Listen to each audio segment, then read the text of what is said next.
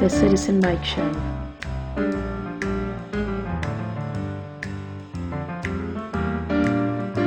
News. Commentary.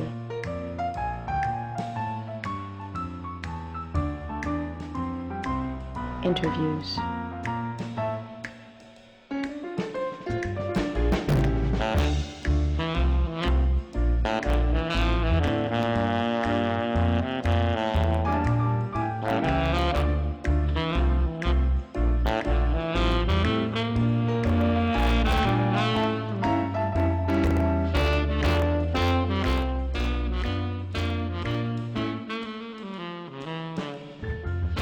The Citizen Mike Show starts now. Coming to you from Joshua Tree National Park in Southern California, where I was last week. And Chris Shortell was here all by himself with Joe Marone. My name is Mike Berdinsky, and our guest in the studio tonight is Tammy Raccio, the new vice chair of the Board of Education. Yes. Wow. Thanks for coming on. Thanks for having me. And just a comment on Chris Shortell. Again, he was so tired out from last week's show that he has the night off, but he will be back in due course. Tammy, the big news coming out of the Board of Education is a situation with the school buses. There's an editorial in the Record Journal, more than one story, an explosion on social media. Just from all of your sources, would you describe the problem, the seriousness of it, the extent of it up until tonight? Sure. So this is something that's actually been going on. It relates mostly to the combining of routes and the inconsistency of both pickups in the morning and then delivery of children in the evenings. So we had it a little bit last year in the springtime, a little spring fever, and there were some instances where they didn't have enough drivers for the routes, and routes would actually get combined. And that delay would mean that parents would be expecting their children home. They may get a robocall that it's going to be 20 minutes late or later. And that kind of died down for the beginning of the school year, and then it really spiked up before the holiday. That's really before December break is really when it came to a head. It's come up at system-wide PTAC a couple times, especially in the spring last year. And what happened in the fall, and specifically in December when it got really significant, is they started to gather all the data, and Dr. Menzo had several meetings along with Dominic Barone from central office and Marianne Croce from the transportation department with Durham Bus, and really capturing it and seeing what were the root causes of it. And they were able to identify several of the root causes, and working with Durham, come up with an action plan. The root causes were? A lack of drivers, and that plays into some of the employment challenges in the area. We'll get into that in a minute, but yeah, lack of drivers, but basically that's it, right?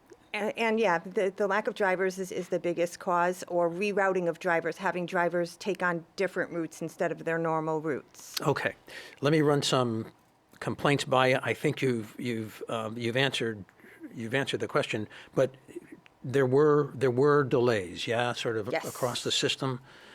There were route consolidations, meaning what? A driver would pick up like twice his busload or add students on to? So typically what would happen is they, by default, they would know which routes, if they had to be combined, if they were short a driver, which were the routes that were most likely to be combined based on the size of the route and the proximity to the existing routes. So they'd try to combine routes that were next to each other. And of course that would take longer because you got to pick up more kids, stop at more addresses. Right. Yeah? Yep. Okay. Or drop off. Either Or way. drop-offs, yeah, right. So social media had some reports about longer ride time for the kids. Kind of makes sense. That would have to be true. Did you heard the same thing? There was, yes, definitely. There's, Yeah. with the combined routes, the routes are not finishing at the same time.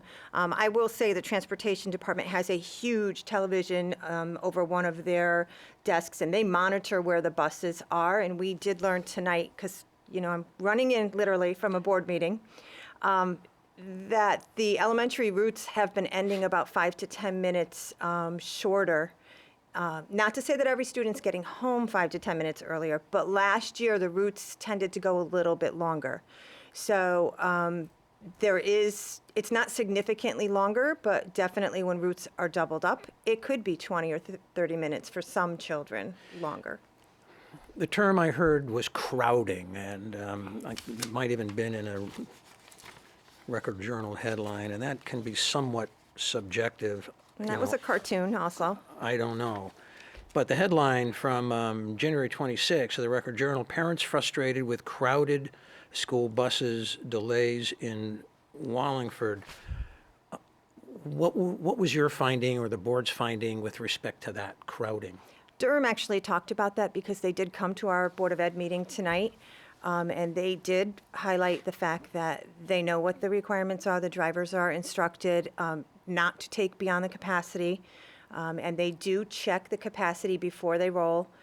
If it's on a pickup in the morning and there is going to be beyond capacity, they'll call it in, and they'll have another bus in the area finish the picking up for that route. So on a regular bus, it's 77 students. It will not exceed that. Got it. I will say, though, and I said this at the Board of Ed tonight, they would look, when a bus driver's actually got the big mirror and they look at who's on the bus, they'll do the head count. But that doesn't prevent students who may want to, if Johnny's got an iPad and he's playing a great game and 3 of his friends want to sit with him in a seat, that can be difficult. They'll buddy up and overstock the And you bench can't seat. expect our drivers are phenomenal. You can't expect a driver to watch the hopping of the seats and combining of the seats once they start to roll. Yeah. Okay, so some context for tonight. This issue and a potential solution popped up on an agenda for a special meeting, I guess, at 6 o'clock this evening, and this is Wednesday. We're producing the show. And it was sort of handled or sort of taken up without a lot of advance notice, right? And I'm not sure why that It's been in process because when this became an issue back in December, that's really when they started to gather all of the data from the previous months. And then I just shared with you a letter that we got tonight as board members. And we're going to get into that in a second. And there's some elements there that took some time to put together as far as what the solutions were and different aspects. So tonight, January 29, you had a presentation and some discussion which took about how long to get through this school bus issue and what we hope is a solution to it. Maybe about 45 minutes was the meeting. And a question that always interests me, we talked about a little bit off camera, when was the first time board members saw the 2-page letter which sort of set out the measures that are going to be taken to hopefully address, the problem? Did they get it all tonight? Yeah, we got it tonight. For the first time? Yes. Okay. This has been unfolding right up until yesterday and today. Okay. Do you think that the conditions that you just described constituted a breach of the contract? And, well, let me just stop there. Do you think it rose to that level? I guess you're kind of alluding to, could we have just canceled the contract? Well, I don't like that remedy particularly. So I don't want to say that because I'm certainly not in favor of canceling a contract. Then where do you go? Everyone walks to school. That's the issue at hand. So yeah.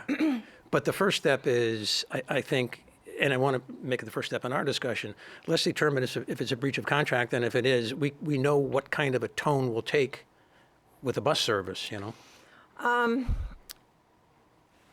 Historically, there have been times when routes have been combined. It has become more problematic, and there is a phenomenon across the state for the lack of bus drivers. I mean, you can just drive up the Berlin Turnpike and you'll see the signs, bus drivers wanted. You'll see the signs all over. It's even a national problem. There are districts in some states that don't even provide bus service to athletic events. So I guess districts are handling it in different ways.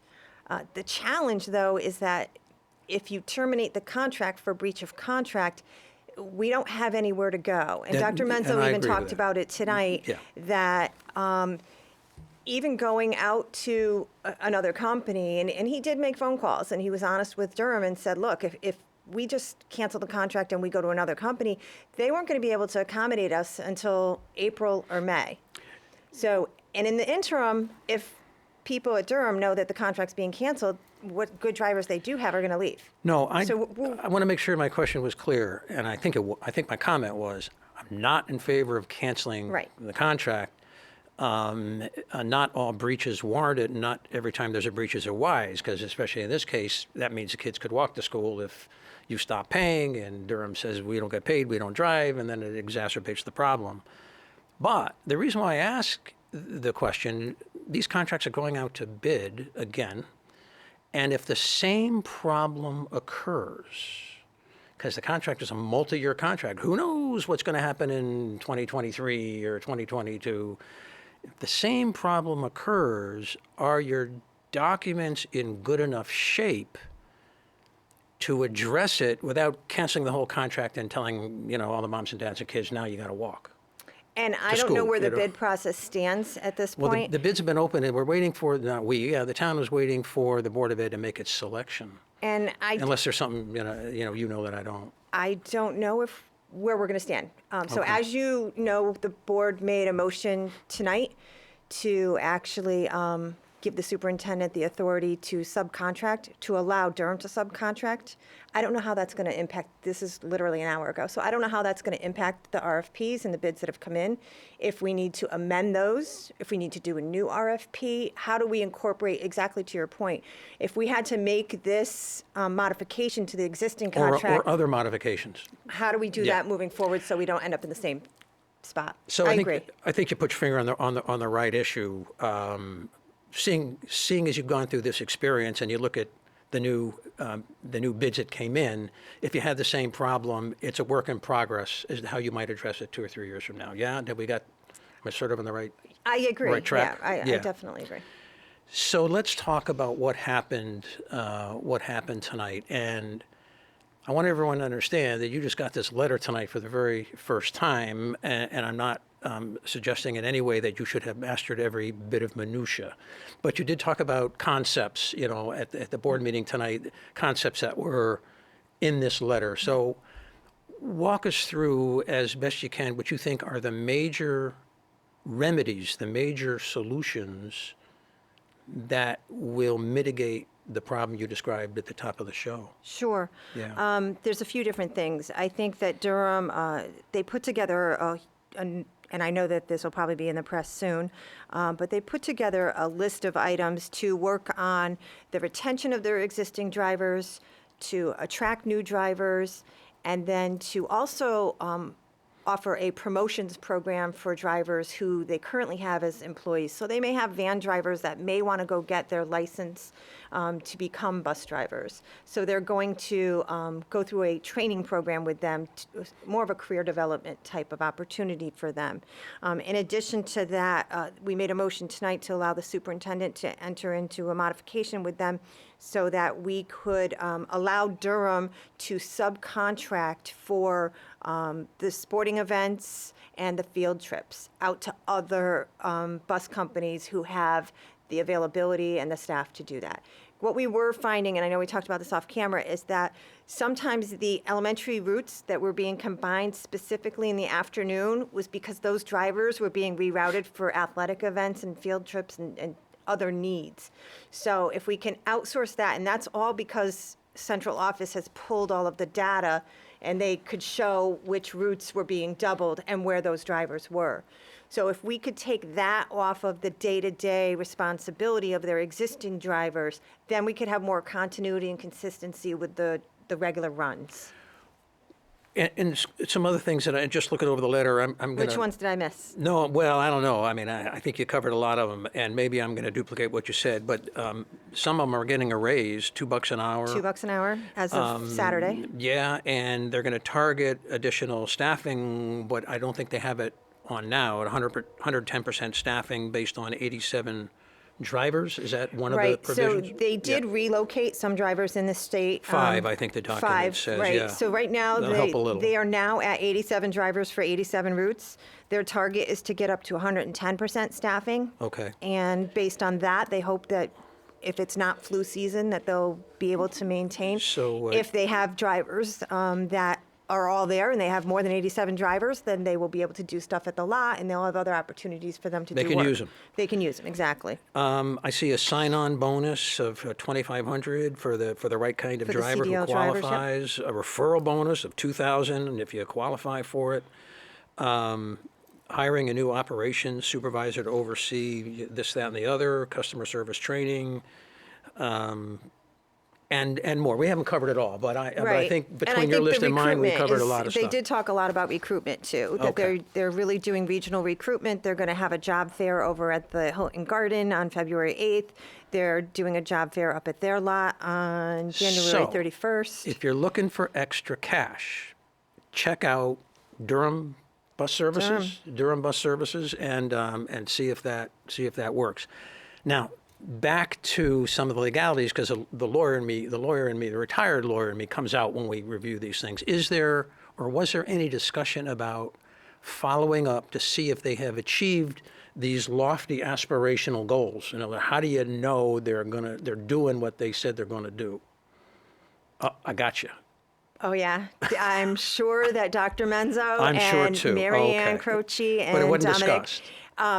Actually, we did have a board member specifically ask about, is there going to be any increase in fees? How do we know what's going to be happening? And Yeah. Dr. Menzo was very candid that there's no additional cost to the taxpayers or to the Board of Ed for us to enter into this modification with them. This will be monitored. I mean, we had the data it just took some time to pull the data together, but we Right. had the data of what was happening.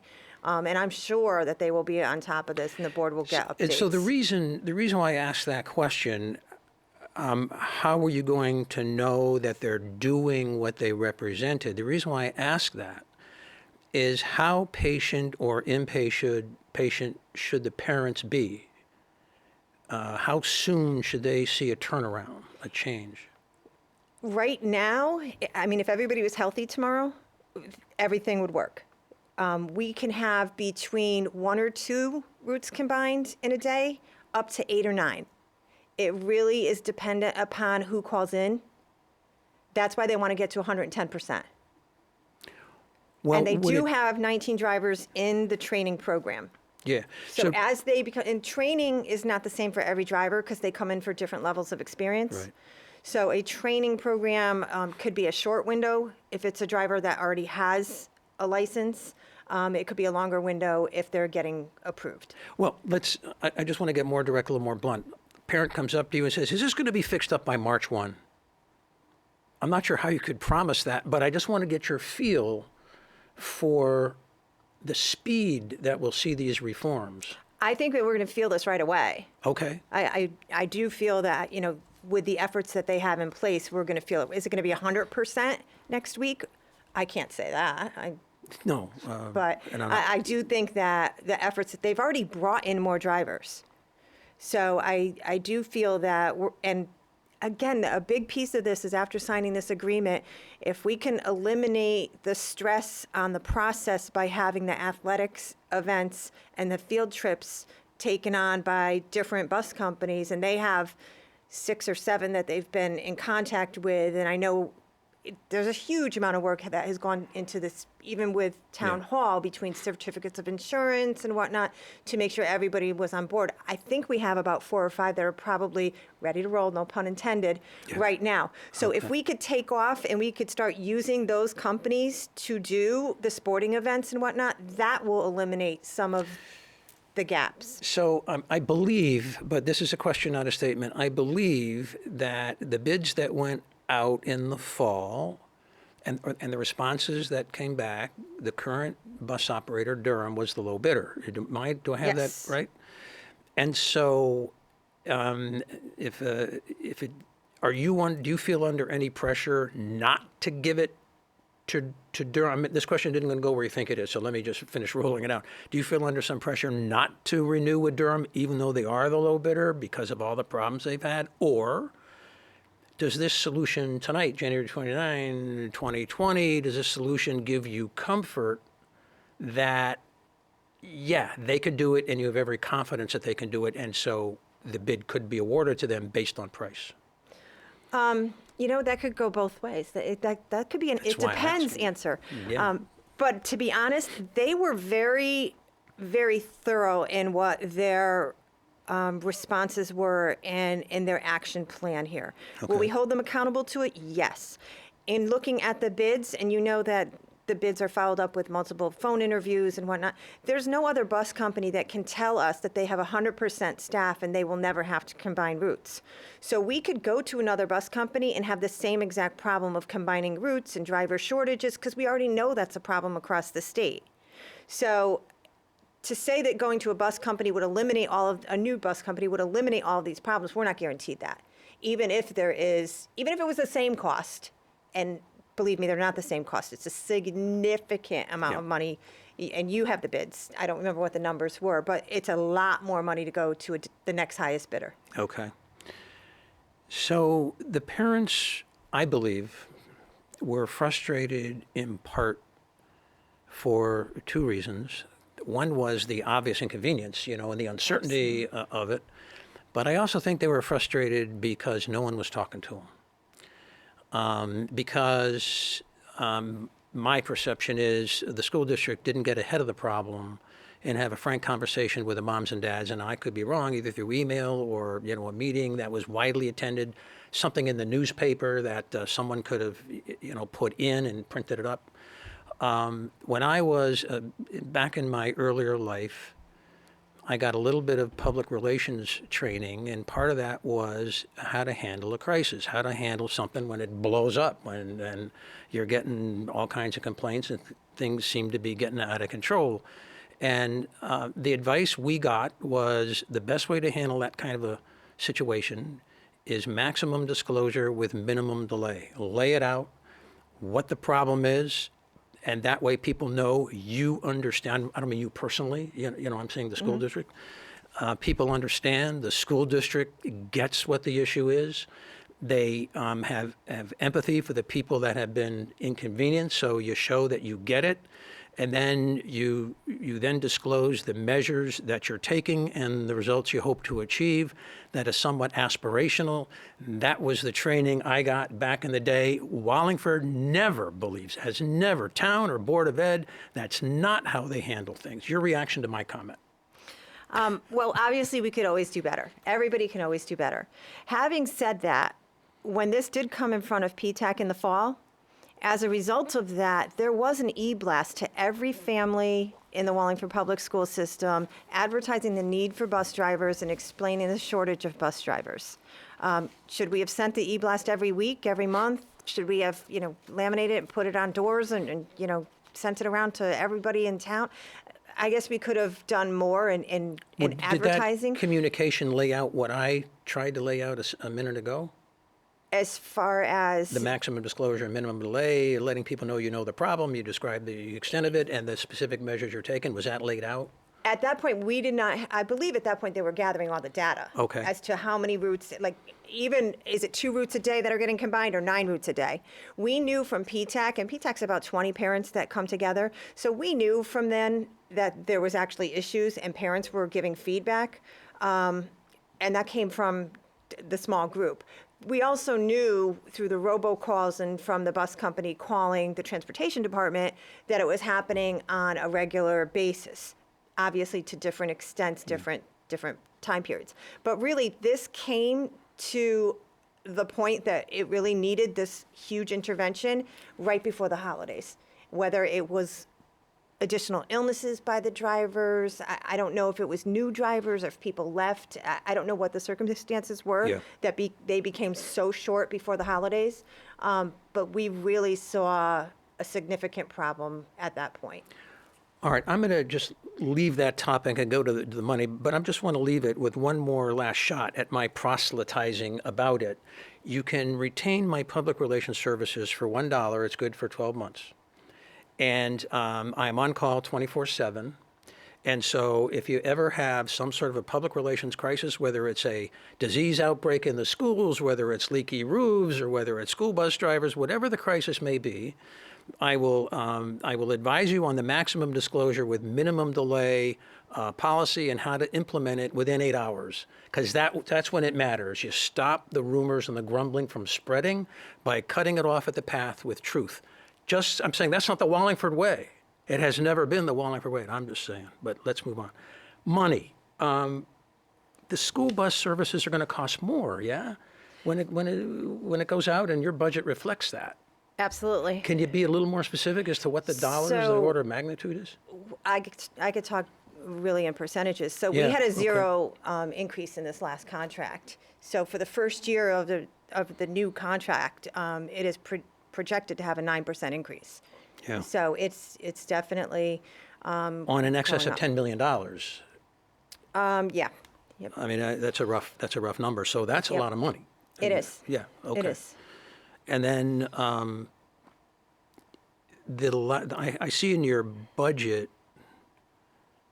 that I know it's an initial number, but I bet you it's pretty hard for people for transportation services is about 12 million 8. Can I round it up to like 13 million? Yep, that's fair. And then That's not all Durham, but that's but transportation. it's it's the package, and that goes up by my math. Yeah, I had 8.5, you had 9%. So if people want to know how come the Board of Ed is getting so much money, one answer or a part of the answer is take a look at the school transportation bill. Yeah, am I?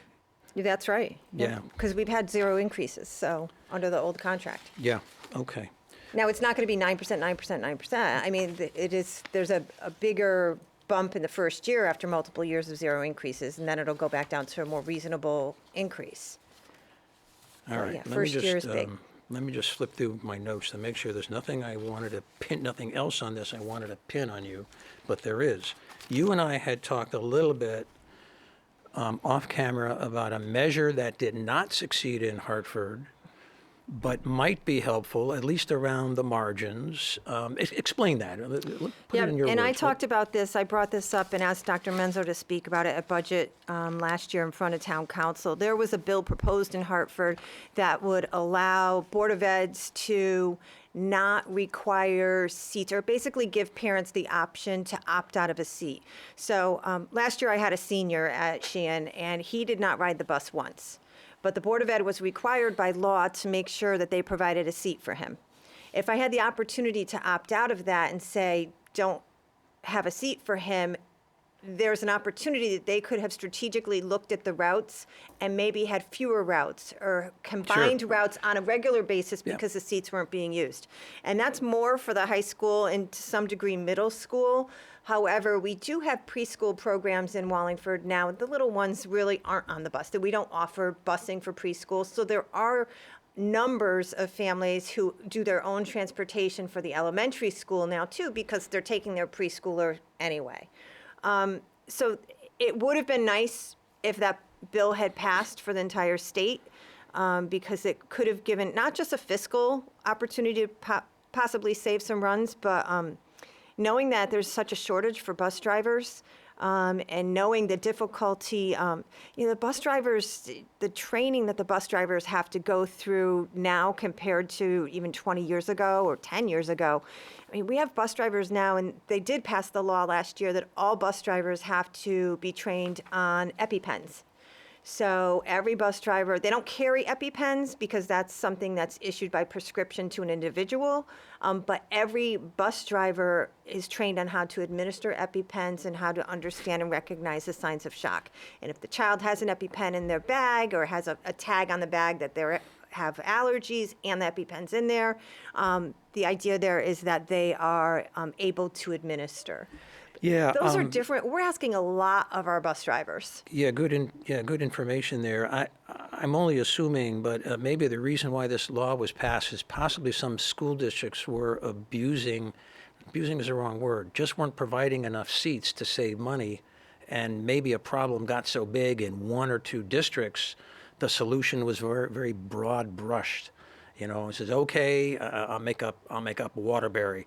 Waterbury, you didn't provide enough seats. There was overcrowding. It caused disruption. The solution is everybody now is going to have to provide one seat per pupil. That could have been the beginning of it. I don't know. But I guess the way to proceed would be to whisper in the ear of the Wallingford delegation, Mary Mashinsky, Craig Fishbein. And I know Dr. Menzo was all over that as recent as last week. Yeah. And so, good. Let's change the subject. All right. Ready to do that? Health insurance. Now, why am I bringing up health insurance? Because it was in the newspaper. It was in the newspaper. Let me grab my other file without getting too far away from the microphone here. It was in the newspaper on January 24 that the Board of Ed's cost for health insurance has gone way, way up. And the reason why I'm bringing it up with you, not that you have any control over it at all, but because when people pay their tax bill and they see how much is going to the Board of Ed, maybe they'll have some background as to why this is all happening. What's your information on the change in the cost of health insurance? Okay.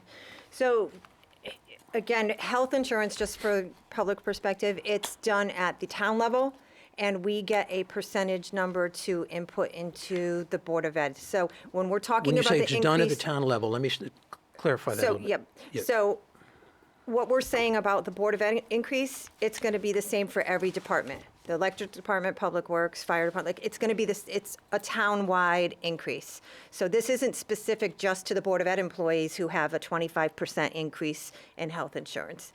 That's the number that we're looking at right now. We are hopeful that it might change a little bit. Let me back into it a little bit for some of the details that I do have. In the past 2 years, catastrophic claims. We've had 31 catastrophic claims. And what that means is that we've met our stop loss of $200,000 per claim. I got to slow you down because not everyone is on this, everyone is familiar with insurance concepts. If someone gets really, really, really, really, really sick or injured, we're self-insured, yeah? We're self-insured, and the town's self-insurance fund, or the health fund, will pay the first $200,000. Correct.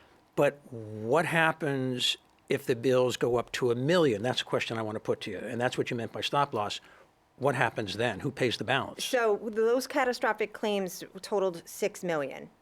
So beyond that, so that's how much has actually come out of our reserve to handle this.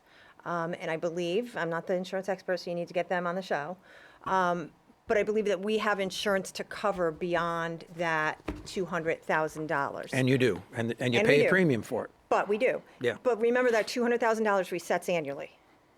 So if you have somebody who's really ill, you're paying $200,000 this year, you're paying $200,000 next year. So it could be multiple times of that. And 31 claims in 2 years, that could be 31 different individuals. That could be 10 individuals, 2 years, and then the rest is separate. But that's $6 million worth of stop loss. That's a lot of claims in the past 2 years. And that comes out of our reserves. So not only do we have to make sure that, we had the reserves to cover it, we have to make sure that we're funding the reserves at an amount that could sustain future claims. And based on our claims history, it's going to be significant. Yeah. And then the basic line premiums go up a small percentage, 3 or 4%. So what was in the paper? There's different components. Yeah, so what was in the paper, January 24, is Dr. Menzo was quoted as saying that there's a 25% increase in the Board of Ed's cost for this self-insurance and the reinsurance and associated fees. Let's just call it medical costs for now, or medical insurance. Yep. And that is a $1.6 million just for the Board of Ed, yeah? Yep. I mean, that's, so we've already seen some big bucks for people with transportation. Now we're adding in about $1.6 million for health insurance. And for those of you who aren't terribly interested in the Board of Ed budget, the same thing is going to happen to the general government side. If the Board of Ed is about 1.6, you could expect the town to be something close to that, maybe a little less. We're talking about $3 million. That's almost $750,000 for health insurance right there. Yep. Yeah. There's some other disheartening news.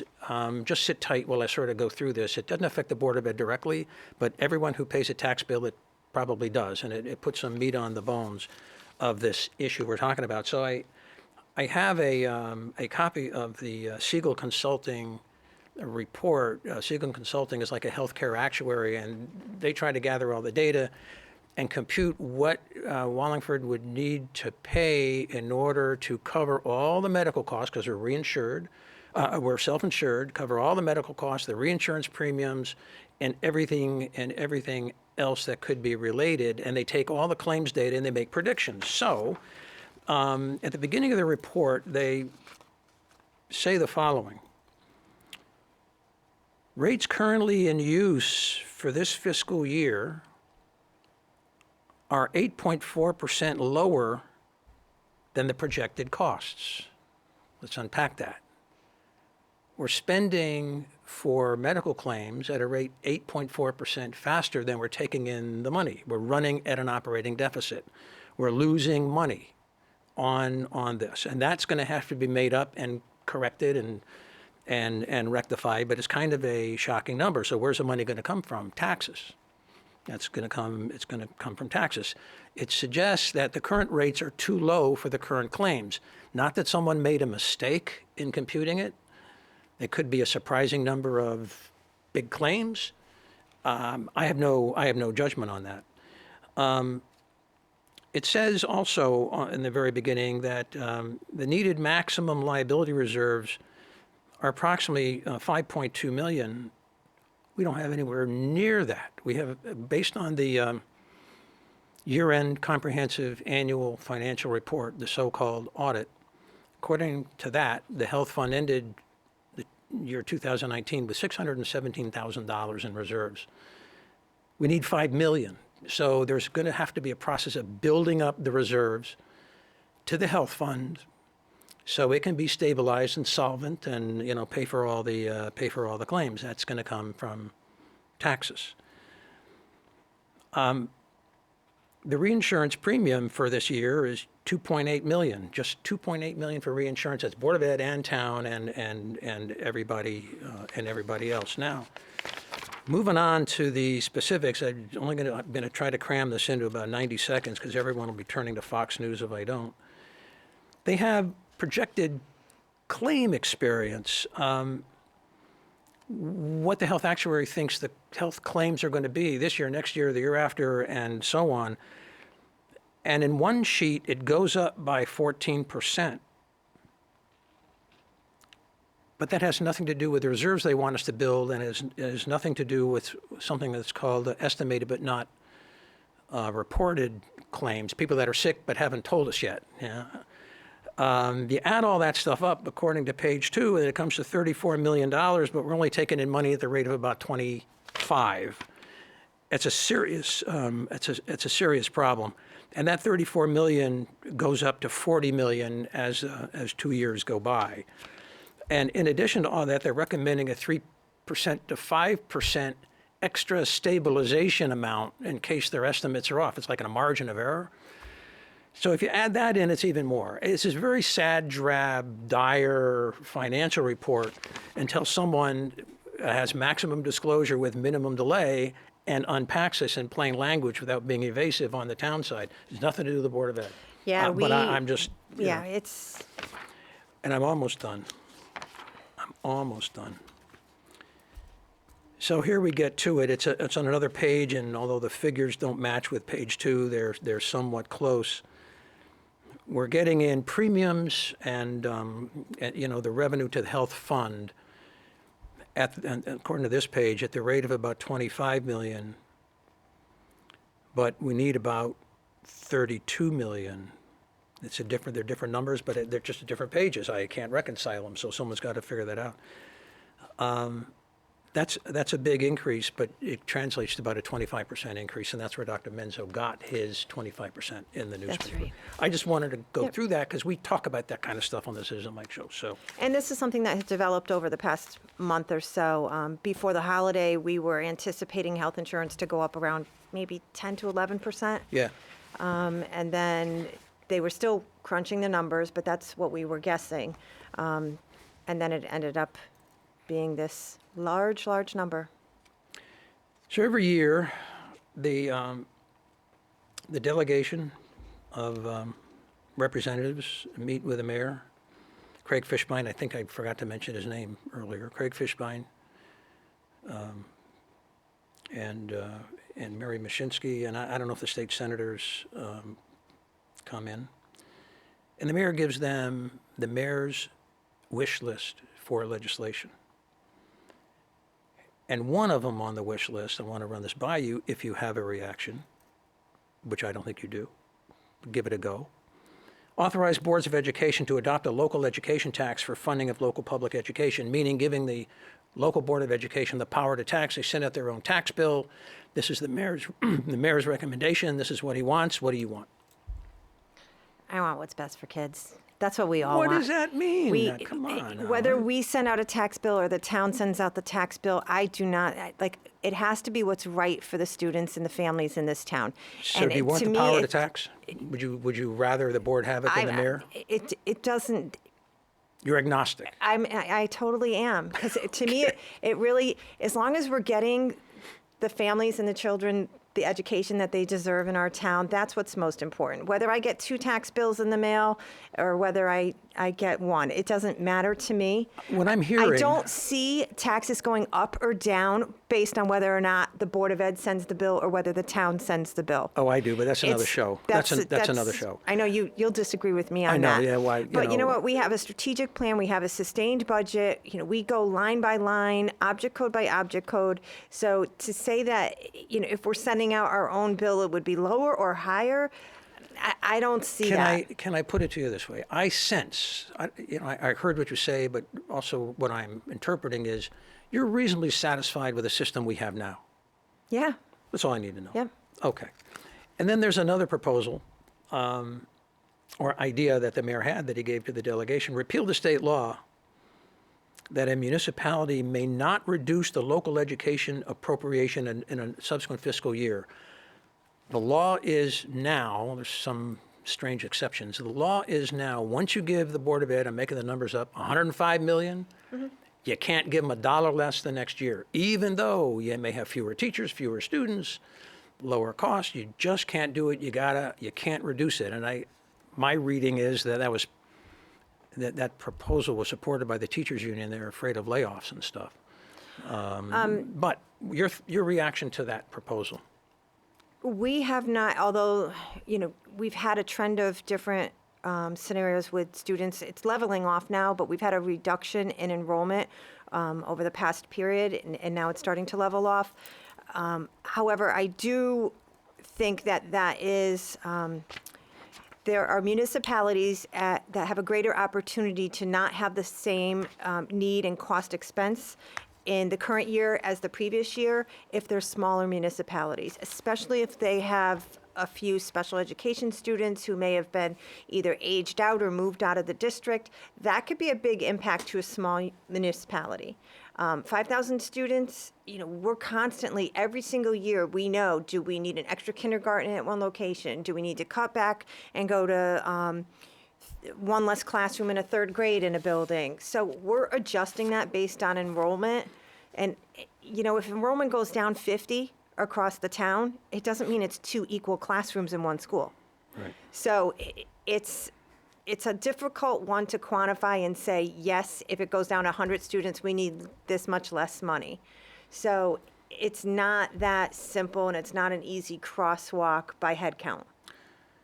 Give me a quick update on the school facilities study. I don't have an update. So Nothing we don't new? have, no, we're in the middle of budget season now. I wouldn't expect to see anything new coming about the facilities study, probably into the summer or into the fall, because we're going to be totally focused on budget. Pivoting to another topic, you may see a measure out of the town council. I'm not saying by any stretch this is a majority view. It seems to have been initiated by Gina Morgenstein, and the headline says, Wallingford Town Councilor, the Gina Morgenstein, asked for more information on Board of Ed building costs. And a letter was sent out from the town council to Sal Menzo asking for a itemization separately of building maintenance, of the building maintenance budget to be separated out, and all insurance costs, I don't know if that's health insurance or what, let's assume it's health insurance. And I think the idea is maybe take it out of the Board of Ed budget, put it in the town budget, for the sole reason of gaming the tax agreement we have with Ashlar Village, where Ashlar Village, under a long-standing stipulated judgment that goes back to the 80s, Ashlar Village only pays the taxes attributable to general government, not Board of Ed. That's, we covered that on earlier shows. But my question is, do you have a dog in that fight? Do you care one way or the other? And finish that, because we Oh, did talk okay. about this. Yeah, So go ahead. what's the impact? What's the total if, Yeah, my rough math, because it depends on a lot of assumptions that aren't clear yet. yep. That aren't clear yet. But my assumption, the difference may be about $125,000. Maybe, I think that's probably more likely to be high than low. $125,000 more that Ashlar Village might pay, depending on how the numbers break. Now, it may come back at 69,000, but I was trying to get sort of a high-end figure based on some rough assumptions of what I so saw we're not in going to the build budget. up our health insurance reserves off this? No, you're not. Board of Ed, do you care one way or the other? So, the accountant in me, I would be more inclined to do some of the shared services because it would be a cost savings, not necessarily Well, this is not a cost-saving measure. I know, Yeah, I know. yeah. But, to transfer costs to the town like this to try and get more taxes and more revenue from a taxpayer is totally different than, if we're going to transfer costs to a town, let's talk about, the fact that vehicle maintenance. We don't go to Public Works for our vehicle maintenance. There's things like that we could do and use the services that the town already has if we collaborate with our existing departments. And those, I think, are real opportunities. We have to figure out how that flows. But you're backing out of my conversation. Who's going to pay? Well, You're an agnostic on that, I think. You know what? It doesn't. If we move it, I would be in favor of moving the health insurance. Okay. And specifically on some of the areas like food service. Think about food service, and we talked about this earlier tonight on the budget. Our food service is an enterprise fund, so it takes in revenue. It's expected to break even. If we look at other districts who have enterprise funds like food service, like Milford, Milford doesn't pay for their pension or their health insurance for their food service. Milford So the general government general does. government pays for it, not their cafeteria fund. So that's an opportunity to really look and say, is this really something that belongs in the cafeteria? Some of the maintenance things, and I know there's an argument behind some of these things to say too, if we take them out of the Board of Ed budget, we'll have a more clean idea of what the cost of an education for a child is in Wallingford. It's never going to be apples and apples with other districts because everybody does things a little bit different. Look at Cheshire. They have a capital expenditure plan for the town. So all of the technology that the students use in Cheshire schools go through their capital expenditure plan. The Board of Ed doesn't pay for it. That's never going to happen. But we can never get down to a dollar amount that says, oh, Cheshire pays this much to educate a student, and Wallingford pays this much, and Southington pays this much, and Milford pays this much. Everybody has different pieces that go into their cost buildup. So if Mayor Dickinson was sitting right here, Yep. I think he would say, one benefit of doing it the way we do it now is that if you want to know what the education mission costs, health insurance, school building maintenance, you know where to look. You can look in their budget and what their actual expenditures are out of their budget. And there is no cross-pollination. You want a clean look at the education mission, go to their budget, and that's what it costs. So I think in part it's a transparency argument. I don't think it's much of a management issue, like it becomes more difficult for you to repair buildings if it's in the town government budget rather than Board of Ed. I don't think that's a valid argument. And I don't think it's a valid argument to say it's easier to pay health bills. The general government pays health bills anyway. So I don't think it makes it any more cumbersome or loaded with more red tape by making that transfer. I think it's primarily a transparency argument that comes with a price. Maybe that'll be priced out one day, and I say, well, if it's $125,000, is it worth it? I mean, just, and we don't need to get into it any deeper. We'll comment more when, if and when it comes up on the town council. I just want to get your feeling. I think Hit Chris with that when he think comes I back have. next week. yeah, see what he has to say. Thanks for coming on the show. Let's make that the final word. We are running out of time, and we appreciate it. Good luck in your tenure as the, not the boss, but the number 2. No, we're all just ones. The But thank you very much for having me. I enjoyed coming. And thank you for watching the Citizen Mike Show. We are going to be off next week. And so the next Citizen Mike Show is going to be 2 weeks from tonight. We're here on Wednesdays. But you can see the Citizen Mike Show Thursdays at 9, Fridays at 9 on WPAA, and Monday, Tuesday, and Wednesdays at 9, or it pops up on YouTube about 9 o'clock on Thursday night also. Just go to YouTube and punch in the Citizen Mike Wallingford channel, follow all the prompts. You'll be able to watch the show or get hold of me, and I can email to you a link directly to the YouTube link. Thanks to Bruce Haig, who's in the booth, who makes us all look good. Susan Huizenga, Executive Director of WPAA, and thank you, our viewers. Good night, everybody.